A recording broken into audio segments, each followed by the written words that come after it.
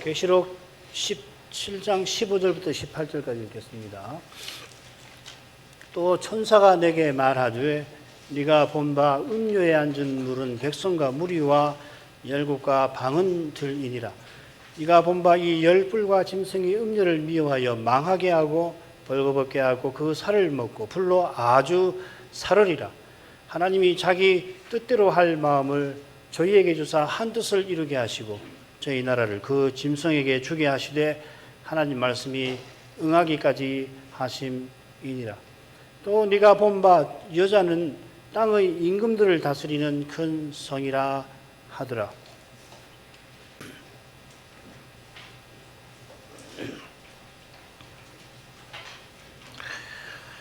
요한이 짐승을 탄 여자를 보고서는 심히 기이 여기니까 천사가 기이 여기지 말라 했죠. 무엇보다도 기이 여기지 말라고 한 뜻은 짐승이 멸망에 들어갈 사실과 붙어 있습니다. 줄거리를 보시면 그것을 확인할 수가 있고, 지난 시간에 말씀을 드렸습니다. 특별히 오른편 줄거리 보시면 됩니다. 짐승이 열불 곧 열왕을 앞세워 어린 양과 더불어 싸우려 합니다만 14절이죠. 7장.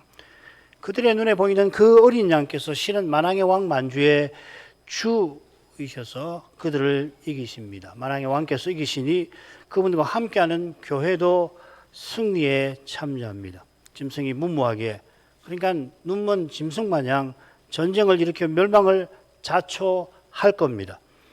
이런 사실을 강조해서 천사가 짐승을 가리켜서 멸망으로 들어갈 자라 부른 줄 압니다. 요한은 짐승을 탄 여자 곧 바벨론을 보고 심히 기이 여겼는데, 그건 맨 처음에 여자가 많은 물 위에 앉아있다 한 천사의 말과 붙어 있습니다. 여자가 많은 물 위에 앉아 있는데 또 짐승 위에도 앉아 있습니다. 이 짐승을 온 세상이 숭배하고 있는데 그런 짐승을 음녀가 타고 있고 역시 많은 물 위에 있습니다. 이런 음녀가 심판받는다고 천사가 말하였는데, 맨 처음에 음녀에 받을 심판을 내게 이루리라 했는데 이게 어떻게 받는가? 요한이 사도이지만은 자연히 무척 궁금했을 줄 압니다. 자, 이 일에 관해서 천사가 이제 설명을 합니다. 음녀는 멸망할 짐승에 의해서 멸망할 겁니다. 줄거리를 보십시다. 15절 음녀가 앉은 물에 앉았는데 그 물이 무엇인지를 설명을 합니다. 그리고 16절에서는 이 열불과 짐승이 이 음녀를 미워해서 결국 망하게 한다, 멸망시킨다는 내용이고요. 17절은 그 일이 실은 하나님의 뜻과 하나님 말씀에 따라 이루어지는 일이다 했습니다. 그리고 18절에 다시 이 음녀가 이 땅의 왕들 위에 앉아 있는 왕들을 다스리는 큰 성이라 그렇게 되어 있습니다. 그러니까 15절, 18절이 결국 같은 내용이고요. 16절과 17절이 서로 상반되지만은 역시 하나 묶여 있겠죠. 자, 15절로 가십시다. 또 천사가 내게 말하되 네가 본 바 음녀에 앉은 물은 백성과 무리와 열국과 방언들이니라. 또 천사가 요한에게 말합니다. 1절, 7절에도 비슷한 표현이 나왔는데 여기는 현재 시제로 되어 있습니다. 지금 말하는 내용이 중요하다 하는 의미입니다. 처음에 천사가 많은 물 위에 앉은 큰 음녀에 받을 심판을 너에게 보이리라 했는데 이제 그 심판에 대해서 설명을 하는 겁니다. 어떻게 심판을 받는가? 이런 음녀가 심판을 받는다니 어떻게 이루어지는가? 내가 이제 설명하겠다는 겁니다. 음녀, 앉은 물, 땅의 임금, 17장 2절에 나오는데 이 다섯째 부분에만 이 중요한 의의가 반복되고 있습니다. 음녀라는 말은 둘째, 셋째, 넷째 부분에 나오는데 거기는 이 여자라고만 되어 있습니다. 음녀라고 되어 있지 않습니다. 그 여자라고 되어 있습니다. 자, 이런 것이 이 성경을 읽는데 큰 도움이 되는 거예요. 먼저 천사는 음녀에 앉은 물이 백성, 무리, 열국, 나라라는 말과 같습니다. 방언들이라 설명합니다. 이 넷은 족속과 방언과 백성과 나라와 비슷하지만은 족속 대신 여기 무리가 나왔지요. 무리가 계시록에 3번 더 나오는데 전부 하나님과 그리스도를 찬송하는 신자들을 가리킵니다. 여기서는 정반대의 의미가 되겠습니다. 음녀가 백성들과 무리들과 나라들과 방언들 위에 앉아있는 이 모습은 얼른 심판받을 것 같이 보이지 않을 수 있습니다. 사람 눈에는 온통 음녀의 세상입니다. 모든 사람이 따르는 짐승을 음녀가 타고 있습니다. 음녀의 세상이 영영 이어질 것처럼 보입니다. 이런 음녀지만 하나님의 심판을 절대 피하지만 못하고 그 멸망은 하루 사이에 일어난다 하였습니다. 얼마나 허망합니까? 하루면 멸할 것인데도 그 당시로 가면 사람들은 영원할 것으로 여기고 가는 거죠. 16절 네가 본 바 이 열풀과 짐승이 음녀를 미워하여 망하게 하고 벌거벗게 하고 그 살을 먹고 수풀로 아주 사르리라. 요한이 본 열풀과 짐승이 음녀를 미워할 겁니다. 이 미워한다는 낱말 계시록에 2번 다 나오는데 가령 에베소 사자가 니골라 당을 미워하고 주님도 미워하신다 하였습니다. 나머지 한 곳은 어디 나오냐면 바벨론이 무너져 더럽고 가증한 새가 모이는 곳이 될 거다. 멸망해버리면 그것이 가증한 새가 거하는 곳이 될 거다. 가증하다고 번역해 놨습니다. 그러니까 짐승과 열풀이 이 음녀를 얼마나 미워하는지를 짐작할 수 있죠. 이어 나오는 짐승의 행위들도 보면 뭐 망하게 한다, 벌거벗게 한다, 뭐 살을 먹는다, 불로 아주 사른다. 얼마나 미워하면은 그렇게 하는지를 우리가 모를 수 없습니다. 자, 우선 음녀가 배도한 교회로서 시작해서 하나님을 대적하는 종교 문화의 강력한 세력이라고 하는 것. 지난번 말씀드렸는데 이걸 우선 맨 처음 다시 말씀드립니다. 이게 굉장히 어려운 설명이 될 거예요. 짐승이 이 음녀를 자기 등에 태우는 것은 땅에 거하는 자들이 자기를 경배하고 섬기게 하려는 목적이죠. 아무도 그 목적이 다 이루어진 것처럼 보이는 그때에 하나님께서 짐승을 섬기는 이들에게 재앙을 내리시죠. 이게 처음 네 대접의 내용입니다. 그리고 하나님의 재앙이 짐승의 권세와 정부를 위태롭게 할 만한 것이라 짐승은 이 음녀의 지지와 도움을 받아서 사람들이 하나님을 회방하게 할 겁니다. 하나님께서 짐승의 보좌에 재앙을 내리시자 그 나라가 어두워지며 사람들이 아파서 혀를 깨무는데 이 고통은 황충재앙이나 마병대 재앙과 관련되는 것 같아요. 특별히 황충재앙과 관련되는 것 같습니다. 짐승이 용의 도움을 받아서 자기를 숭배하는 자들을 괴롭게 하고 심지어 죽여서 자기의 독재에 순응하게 하려는 것일지 모릅니다. 처음에는 잘해주는 거죠. 땅에 거하는 자들, 이 세상에 속한 사람들이 원하는 바를 다 이루어질 것 같이 하지만은 하나님의 재앙이 시작되자 돌변하는 거란 말이죠. 그래서 자기를 숭배하는 자들로 하여금 자기의 독재에 완전히 순응하게 만들려고 그래야 할 겁니다. 그게 재난이죠. 이건 군대를 일으켜서 하나님의 교회를 완전히 박멸하려는 전쟁을 위한 조처일 수 있겠다 생각합니다. 이 전쟁이 대표로 끝나는데 그때 바벨론이 무너지는데 이런 사건과 관련해서 짐승은 악심에 이끌려서 무너진 바벨론에 미움을 쏟아내는 것 같아요. 마지막 전쟁하고 바벨론 멸망이 딱 붙어 있는데 정확히 어떤 순서로 이어지는지 알기가 힘듭니다. 누가 저에게 가르쳐 주시면 좋겠는데 하여튼 제가 아무리 생각해도 잘 모르겠어요. 확실히 이 순서다 말하기 어려운데 그 이유 중 하나가 뭐냐면 음녀가 짐승처럼 어떤 사람이 아니라 체제라는 데 있는 것 같아요. 그러니까 음녀하니까 어떤 개인이 아닌가. 짐승은 틀림없이 불법의 사람이에요. 동시에 어떤 체제를 대표하는 거죠. 느부갓네살이 황제이면서 이 바빌로니아라고 하는 그 제국을 대표하잖아요. 짐승은 그런데 음녀는 그렇지 않습니다. 음녀를 사람으로 생각하면은 이 혼돈이 생기는 거예요. 사람들이 집합이라고 생각하죠. 많은 분들이 그렇게 해석해요. 로마 제국이니 뭐 타락한 예루살렘이니 등등등 뭐 이렇게 하는데 그렇게 하면 설명이 완전히 안 됩니다. 여기 이제 어렵습니다. 이 설명을 제가 오늘 몇 번 더 해드릴 겁니다. 그리고 다시 김홍주 목사님 그 책을 한번 읽어보십시오. 짐승과 열왕은 음녀를 미워하여 망하게 하고 벌거벗게 하고 그 살을 먹고 불러 아주 살을 겁니다. 이 망하게 한다는 말에 보면 광야라는 말이 있습니다. 이게 아주 중요합니다. 음녀가 여자로서 온갖 특권과 사치를 누리는 데서 추락합니다. 나아가 여자가 벌거벗는 상태에 떨어져 더없이 부끄럽게 됩니다. 황제인데 황제인데 벌거벗었단 말이죠. 얼마나 부끄러워요. 짐승과 열왕은 그것으로 만족하지 못하고 괴기하게도 음녀의 살을 먹습니다. 그것으로도 부족해서 아예 불로 살라버립니다.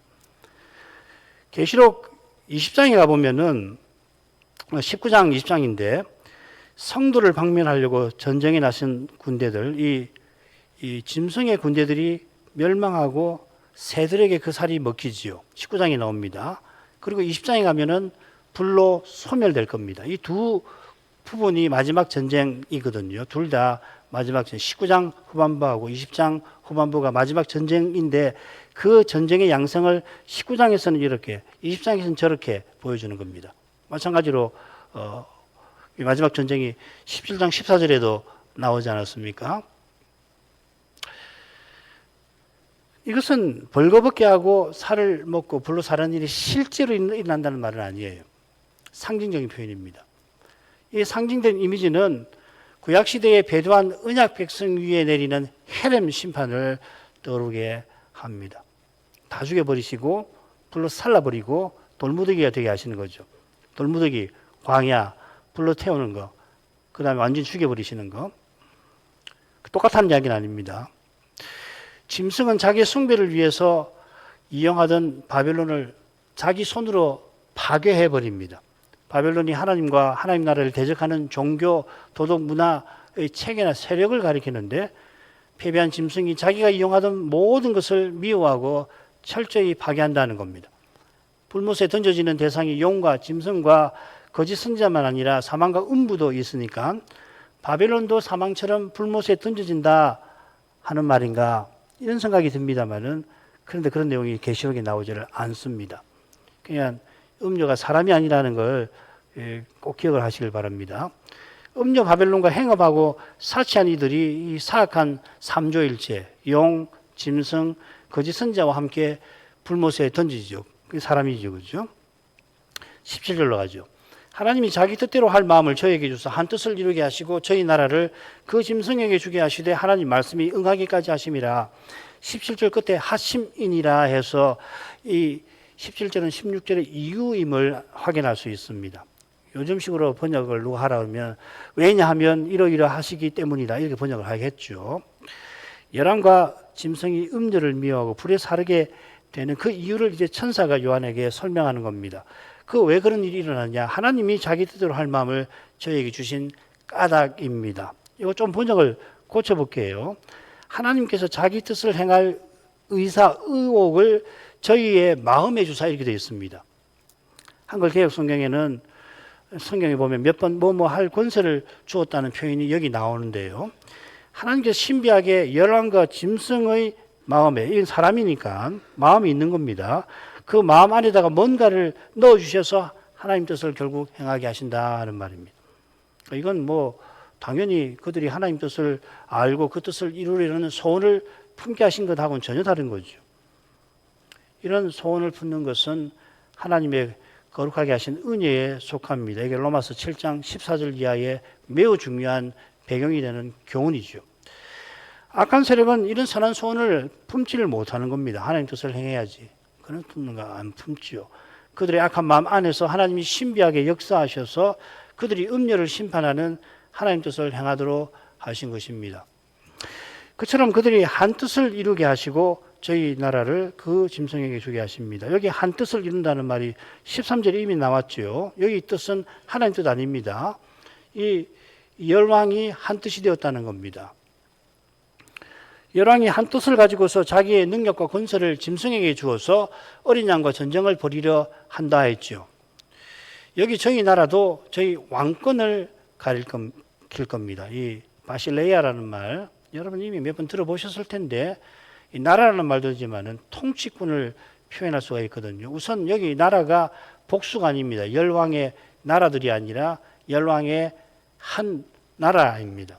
게다가 이미 짐승의 단일 정부가 수립되어 있는데 열왕이 독립된 국가를 각각은 물론이고 함께 세울 것 같지도 않습니다. 이 일에 관해서 천사도 이미 이렇게 설명합니다. 네가 보던 열불은 열왕이니 아직 나라를 얻지 못하였으나 다만 짐승으로 더불어 임금처럼 권세를 일시 동안 받으리라. 이 같은 말이죠. 아직 권세를 얻지 못했지만은 짐승으로 더불어 장차 임금처럼 권세를 일시 동안 받을 거다. 그러니까 나라와 권세가 같은 말이란 말이죠. 그죠? 여기 나라는 이 통치권을 이해하시면은 쉽습니다. 그러니까 열왕이 짐승의 소집에 응해서 마지막 전쟁에 참여할 인간 왕들을 상징할 겁니다. 하나님께서 열왕의 마음속에다가 이런 의사를 주셨는데 하나님 말씀이 응하기까지 열왕은 그리할 겁니다. 사람 눈에는 열왕이 짐승을 떠받들면서 짐승의 악한 뜻을 다 이루는 것 같이 보입니다만은 그렇게 보이는 것까지가 하나님 말씀이 이루어지는 증거가 될 것입니다. 그러니까 하나님 말씀에 빛을 받는 것이 얼마나 중요한지 몰라요. 하나님 말씀에 빛을 받지 않으면 이걸 보고서 이걸 헤아릴 수가 없단 말이에요. 결국 이 세상은 결국 이렇게 되는구나. 결국 내 눈에 보이는 대로 계속 가는 것뿐이다. 하나님 말씀에서 이야기하는 하나님 말씀 안에 있는 것이지 현실에서는 구현되지 않는 거다. 그리스도의 세계, 그리스도의 나라 그거 다 성경에 있지만 실제는 그렇지 않다. 내 눈에 보이는 이것이 계속될 거다, 영원할 거다라고 사람은 생각하게 되는 거예요. 거기서 벗어나는 길은 딱 하나입니다. 하나님 말씀의 거룩한 빛을 보면은 달리 보이는 거라고. 심지어 내 눈에 말씀과 어긋나 보이는 이 끔찍한 현실 자체가 하나님 말씀이 이루어지는 증거가 된다라고 하는 것을 확신할 수 있다는 거예요. 믿음 아니면 안 되는 거라고. 안 그러면 어떻게 하냐? 눈에 보이는 현실에 사로잡혀서 그 현실에서 유력한 것을 쫓아갈 수밖에 없고 그 유력한 것은 육의 몸에 썩고 부끄럽고 약한 것을 당장 풀어줄 것 같이 보이는 그런 거라고요. 사람의 힘과 꾀로 뭘 이루는 거죠. 이걸 주의하셔야 된단 말이에요. 이걸 주의하지 않으면은 뭐 믿는다고 해봐야 다 그렇게 하는 거라고요. 결국 믿는다고 하니까 기독교 종교를 가져와 가지고서 기독교적 용어를 쓰고 교리를 갖다 쓰고 하지만은 현실은 종교인으로 살 뿐이란 말이죠. 그 이야기를 좀 하는 거라고. 그런 내용이 담겨 있는 거라고요. 말씀을 떠나면 안 보입니다. 그냥 눈에 보이는 것이 대세예요. 대세를 따를 수밖에 없어요. 대세 안 따르고 어떻게 혼자 갑니까? 더구나 나 홀로. 온 세상이 한 방향으로 가는 그걸 어떻게 혼자서 거슬러 갈 수 있냔 말이에요. 하나님 말씀이 그렇게 이야기한다고 해서 됩니까? 사람으로는 안 되는 거예요. 죽는데, 죽을 것 같은데 어떻게 거슬러 가냔 말이에요. 그런데 놀랍게도 하나님 말씀이 거룩한 빛을 받고 믿음을 불러일으키시면 가는 거라고요. 죽음을 이기는 거라고. 기독교 신앙은 죽음을 이기는 거예요. 죄와 죽음의 권세를 이기는 것이란 말이에요. 믿음이. 그거 아니에요? 우리가 믿는 궁극적 목적이 뭡니까? 부활에 이르는 거라고요. 부활에. 이 세상에서 좀 더 도덕적인 사람 되고 좀 더 나이스한 사람 되고 좀 더 인간관계를 잘 맺고 좀 더 건강하게 살고 이거 아니란 말이에요. 그죠? 다 동의하시잖아요. 동의하는데 현실에서 내일이면 오늘이면 대작실 그 현실에서 이렇게 사라지느냐 이 말이에요. 사람은 안 됩니다. 계시록에서 매우 심한 이야기를 지금 살펴나가고 있는데요. 중요한 게 이겁니다. 이런 내용을 영이 누구, 바빌론이 누구, 짐승이 누구고 그거 배우는 거 중요하죠. 더 중요한 게 그 정체가 뭐냐는 말이에요. 그걸 하나님 말씀이 가르치는 거거든. 보아라. 이런 신비한 성격이 구속 역사 내내 나타납니다. 믿음의 길은 고난이 늘 따르는데 고난받는 교회가 대적하는 세력에게 처참하게 패하는 것 같이 보이지만 예, 그렇습니다. 예, 사람의 힘과 꾀로서 대세를 이루어서 몰아닥치면은 그 사람들이 이기는 것처럼 보이는 거라고요. 그렇지만 실은 바로 그 현실에 처참하게 패배당하는 것처럼 보이는 거기서 하나님은 거룩한 승리를 거두고 계시는 거라고요. 진 것처럼 보이는 그 성도가 이 승리에 참여하게 하시는 거라고요. 이는 그리스도께서 죄인을 구원하시는 진리와 일치합니다. 그리스도께서 우리에게 의로움과 거룩함과 구속함이 되셔서 우리가 주님을 자랑하게 하시고 고린도전서 11장 31절입니다. 그리고 29절에 뭐라고 되냐면 이는 아무 육체도 하나님 앞에 자랑하지 못하게 하심이라. 29절 그렇게 되어 있어요. 29절과 31절에 자랑이 있습니다. 육체를 자랑하지 말고 하나님을 자랑하라. 그렇게 하려고 하나님 그리스도를 주셔서 우리의 의가 되게 하셨다. 우리를 구원하신다는 이야기죠. 무슨 말입니까? 주님을 전부로 삼고 모시는 거기에 참된 구원이 있다는 말 아니에요. 구원의 진면목이 우리가 그리스도와 함께 고난받는 여기서 생생하게 드러나는 거예요. 성경이 이걸 가르친다고요. 그리스도와 함께 고난을 받아야 그리스도와 함께 영광에 이른다고 가르친단 말이죠. 고난 여기서 안 받고 영광은 가서 받고 이런 법 없다는 이야기예요. 여러분 시편을 보십시오. 당장 시편을 보십시오. 시편에 고난 이야기한 이 시편은 딱 하나 있다고 생각돼요. 150편입니다. 그런데 150편을 만약에 제가 강설을 한다면 거기서도 이 고난의 주제를 찾아낼 수 있을 것 같아요. 그러나 읽으면 150편 외에는 모두 그렇습니다. 119편이 22년으로 되어 있는데 22년 모두의 고난의 요소가 있다고 해요. 이게 믿음의 길이라고요, 이게. 십자가를 전해야 되잖아요, 복음은. 그죠? 그리스도를 전한 거고. 그리스도를 전하면 그리스도의 십자가 부활을 전하는데, 부활을 십자가 없이 전할 수 없고, 십자가만 전하고 부활을 안 전할 수 없는 거란 말이죠. 복음 강서를 그리스도를 전하는 거라고 우리는 아는데, 그러면 거기에 그리스도가 임재하셔서 우리에게 말씀하시는데, 그리스도를 전하면은 십자가를 전하지 않을 수 없는 거라고. 십자가를 전한다는 말은 고난을 전한다는 말로 같아요. 십자가와 부활이 하나이듯이 부활하신 그리스도가 우리와 함께 고난을 당하신다고요. 그렇게 해서 우리를 영광으로 이끄신다고 교훈한단 말이에요. 부활하신 그리스도를 믿는다. 내가 그리스도가 부활하신 것을 믿는다고 할 때 그 증거가 뭐냐면은 그리스도의 남은 고난을 채우는데 동참하는 거란 말이에요. 쉽게 말하면 말씀대로, 믿음으로, 말씀대로 살면 고난을 받아야 된다는 거예요. 안 그러고 가는 법 없어요. 그 고난을 소극적으로 말하면은 그렇게 살지 않으려고 저항하는 이 육신을 부인하는 것이 반드시 필요하다는 이야기예요. 이게 우리 독립개신교회가 설 때부터 계속해서 전하고 우리가 받은 내용입니다. 잘 기억해 보십시오.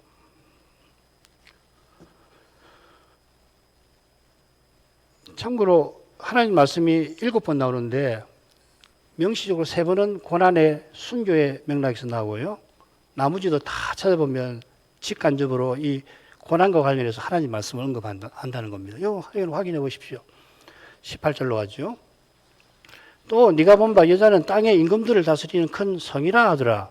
15절과 짝을 이루었죠. 다시금 여자의 정체를 똑같이 밝힙니다. 많은 물에 앉은 여자는 땅의 임금들을 다스리는 큰 성이라 했습니다. 18절이 이 다섯째 부분이 되는데 첫째 부분에 땅의 임금들이 거기 한 번 더 나오죠.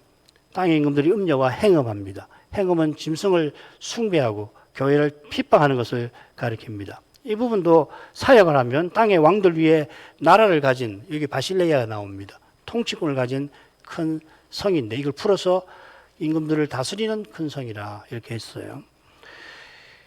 큰 성은 거룩한 성 예루살렘과 대비됩니다.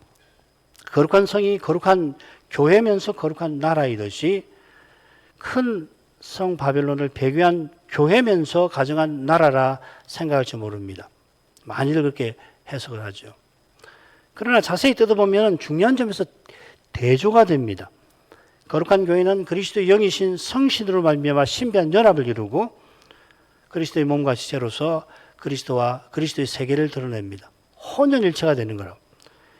교회의 머리신 주님께서 하나님 나라의 왕이십니다. 왕이시니 아버지와 함께 보좌에 앉아 거룩한 성을 다스리시는 동시에 아버지와 어린 양이 성전이 되어주신다 했습니다. 우리가 거룩한 성이고 그 성 가운데 위에 아버지와 어린 양의 보좌가 있는데 피라미드 구조로 생각하시면 좋다고 그랬죠. 아버지와 어린 양의 영광이 거룩한 성을 둘러 감싸는 겁니다. 이게 신비한 관계고 신령한 사귐인데 이 신비한 사귐과 관계에 비길 만한 것이 큰 성이나 짐승의 나라에는 전혀 없지요. 사람 눈에는 큰 성과 거룩한 성이 유사하게 보일 것 같습니다만 근본 성격에서 전혀 다릅니다. 성격에서 다를 뿐 아니라 정체에서도 그러합니다. 음녀 바벨론의 성격과 정체는 당연히 용과 짐승과 거짓 선지자가 성부, 성자, 성신을 조악하게 위조하는 것과 붙어 있습니다. 용이 자기의 화신인 짐승을 앞세워서 하나님과 그 나라를 대적하려고 거짓 선자를 통해서 교회를 미혹하고 배교하게 해서 온 세상이 짐승을 신으로 최고신으로 숭배하게 만듭니다. 이는 힘과 꾀에 의한 지배와 억압, 헛된 행복과 쾌락을 위한 결탁과 동조에 불과합니다. 짐승의 세계 제국은 거짓과 강포로서 죽기를 두려워하는 인생을 위협하고 미혹하는 용의 권세 위에 서 있습니다. 메시아께서 강포를 행치 않고 입에 거짓이 없는 분인데 바리새인들이 대제사장들과 결탁해서 거짓과 강포로 메시아를 십자가에 매달아 죽였습니다마는 그 십자가에서 죄인을 향한 하나님의 진실과 인애, 진리와 은혜가 찬란하게 드러나는 겁니다. 진리와 은혜가 거짓과 강포와 딱 대조를 이루는 개념이죠. 메시아를 참으로 믿는 이마다 메시아께서 성신으로 그 안에 계셔서 그의 믿음으로 말미암아 자기를 드러내십니다. 거기 그리스도가 전부 안에 전부이신 세계가 세워집니다. 이 그리스도 세계가 하나님 나라의 실상이고 참된 교회의 본질이며 새 사람과 신령한 몸의 이 본질인 겁니다. 지금 여기서 하나님 나라와 교회가 그 활동과 범위에서 다른 면이 있긴 합니다만은 새 사람이 육의 몸의 문제들을 그리스도의 새 생명을 받아 풀어나가는 거기서 신비하게 일치됩니다. 모든 권세 받으신 그리스도께서 우리의 주인이신데 우리를 섬기고 계시니 종들이 주인님을 섬기지 않을 수 없고 서로 섬기게 하십니다. 거기서 그리스도의 영광이 드러나는데 그 영광은 아버지를 전부로 모시고 섬기는 아들의 광채입니다. 여기서 하나님께서 창세전에 우리의 영광을 위하시는 뜻이 무엇인가가 드러나고 이루어집니다. 이것이 참된 행복과 영원한 기쁨을 맛보는 신비한 연합이며 교제입니다. 이런 거룩한 것들이 영과 짐승과 거짓 사이, 선지자 사이에는 물론이고 그들이 구축하는 세계에 먼지만큼도 없습니다. 비슷해 보일 뿐이 전혀 다릅니다. 정반대인 것만 가능하죠. 이게 재림 직전 적그리스도가 지배하는 세상의 모습인데 이런 세상에서 음녀 바벨론의 위치와 정체가 사뭇 흥미롭긴 합니다. 음녀가 물 위에 앉은 것이나 땅의 임금들 위에 통치권을 행사하는 것이 얼른 짐승과 비슷합니다. 짐승은 장차 각 족속과 백성과 방언과 나라를 다스리는 권세를 용에게 받습니다. 그 권세를 써서 짐승은 땅에 가는 자들이 다 자기를 경배하게 할 것입니다. 짐승은 요컨대 절대적 단일 정부를 수립하고 다스리는 정치적 인물이면서 모든 신민에게 가장 높은 신으로 숭배받는 종교적 대상입니다. 바벨론도 배도한 교회로서 종교적인 것으로 시작하는데 참된 종교를 추구하지 아니하니까 결국 힘을 추구해서 정치적 세력이 되는 겁니다. 그런데 바벨론은 짐승처럼 자기를 숭배하게 하는 게 아니라 짐승을 숭배하게 합니다. 이런 점에서 바벨론은 거짓 선자와 딱 붙어 있습니다. 바벨론은 거짓 선지자가 구축하는 세계라, 체제라 부를 수 있습니다. 적그리스도의 시대에 타락한 세상이 말하자면 두 개의 체제로 구성되는 셈입니다. 하나는 짐승이 대표하는 정치적 체계이고 다른 하나는 음녀가 대표하는 종교적, 도덕적, 문화적 체계입니다. 짐승이 모든 권세를 휘두르면서 하나님과 그 나라를 대적하는데 자기를 모든 신보다 높이기까지 대적합니다. 거기에 음녀 바벨론이 동조하고 지지합니다. 그래서 짐승이 음녀를 자기 등에 태우는 겁니다. 음녀는 짐승의 등에 올라타서 짐승처럼 땅의 임금들 위에 지배력을 행사합니다. 그러니까 짐승이 음녀를 섬기는 것도 아니고 음녀가 짐승을 경배하는 것도 아니죠. 주님께서 주님의 몸인 지체인 우리를 섬기듯이 짐승이 음녀를 태우는 게 아닌 것처럼 음녀도 자기 영광과 사치를 위하여 땅에 거하는 자들이 짐승을 섬기도록 할 뿐입니다.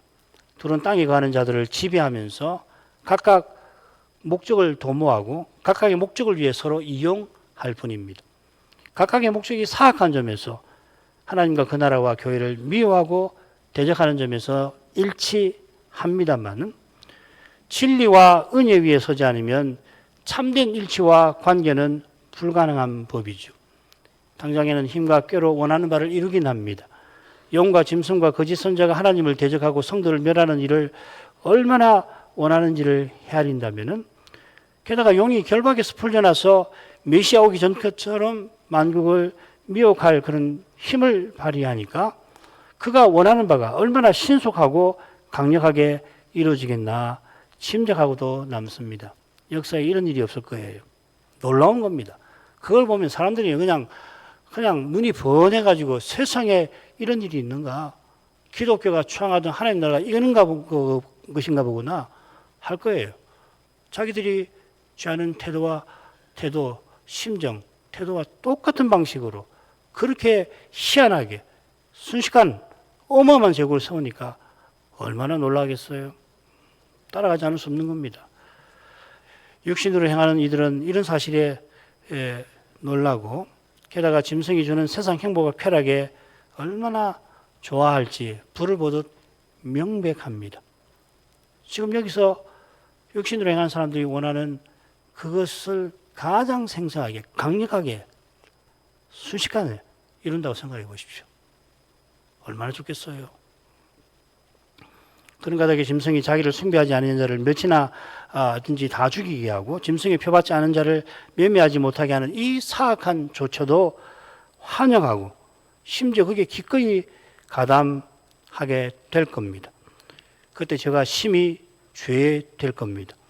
이 죄를 하나님께서 더 이상 놔두실 수 없을 정도가 되는 그때에 곧 용과 짐승과 거짓 선자의 입에서 나온 더러운 영들이 땅의 왕들을 미혹하여 남은 교회를 완전히 박멸하려 하는 그때에 하나님의 결정적 심판이 나타날 것입니다. 그러기까지 하나님께서 악한 세력들의 사악한 일치를 미워하셔서 그 직전에 심각한 재앙들을 이미 쏟으시죠. 이 재앙들이 짐승의 단일한 정부를 심각하게 타격해서 사악한 일치가 무너질 지경까지 몰아갈 건데, 가장 중요한 것이 짐승과 음녀의 이 반목입니다. 짐승이 이 음녀를 미워하여 멸하는 일이 될 것입니다. 진리 안에 있지 않으면 관계 오래 못 갑니다. 하나님 말씀을 쫓아서 관계를 맺지 않으면 잠시는 원하는 뜻대로 이룰 수 있을지 모르지만 무너집니다. 하나님 그냥 두시지 않나고요. 소수가 되고 심지어 홀로 된다 할지라도 꼭 말씀을 붙들고 살려고 하십시오. 그래야 이 두려운 시대를 알고 이기는 거예요. 이 시대도 마찬가지입니다. 이 시대도 마찬가지예요. 여러분은 현실에서 그렇게 사셔야 해요.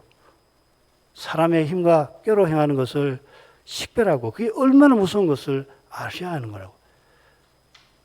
그걸 식별하고 이기지 않으면 이 시대의 성격, 배도의 시대의 그 흐름을 거스를 수가 없어요. 타고 가는 거예요.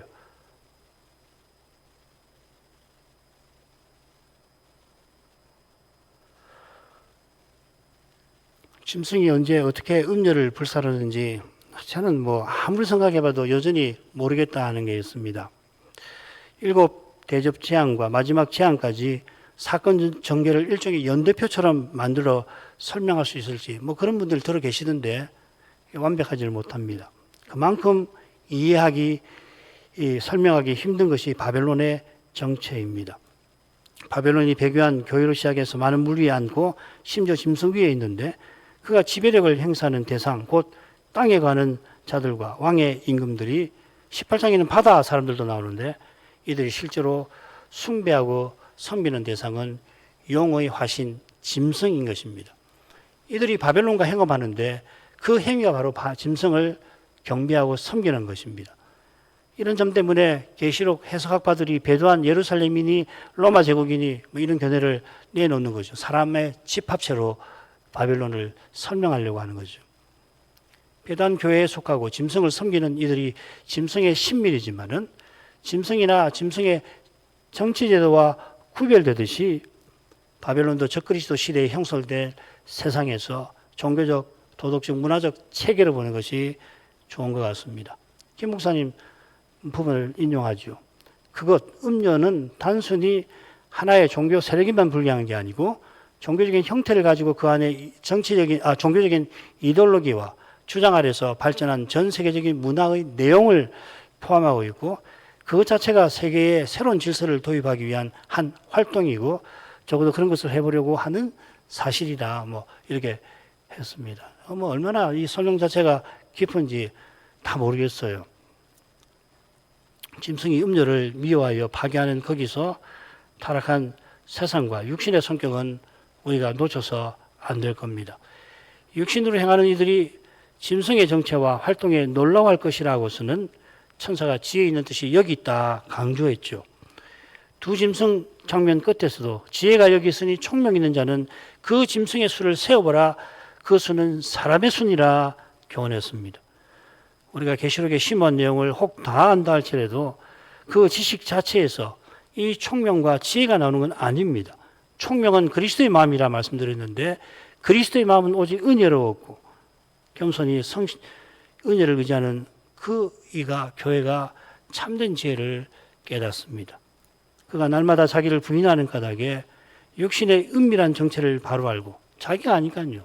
자기 속에 있는 육신을 늘 들여다보고 이게 육신의 교묘한 거구나. 내가 이렇게 악하구나. 내 죄가 이렇게 끔찍할 수 있구나. 아니까요. 그러니까 오직 그리스도로 행할 심정을 품는 겁니다.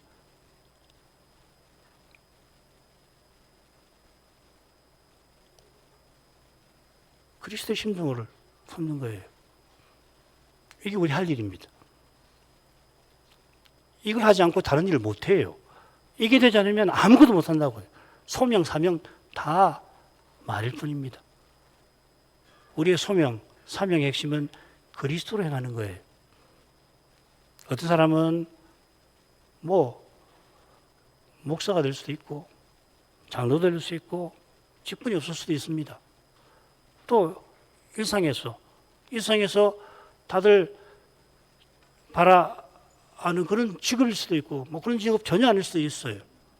오히려 무시당하는 직업일 수도 있습니다. 로마 시대의 종과 같이 살 수도 있어요. 그 종이 그리스도 안에서 자유인이고 그리스도의 뜻을 그 노예살이를 통해서 이룰 수 있다. 이루라 하신 겁니다. 어떻게 가능하냐? 그 일을 통해서 그리스도를 드러내니까 가능한 거라고요. 그가 드러낸 그리스도의 어떠하심을 우리 주님은 절대로 헛되게 아니하실 거예요. 주님 나라 세우시는데 써주시는 거거든. 이게 믿음입니다.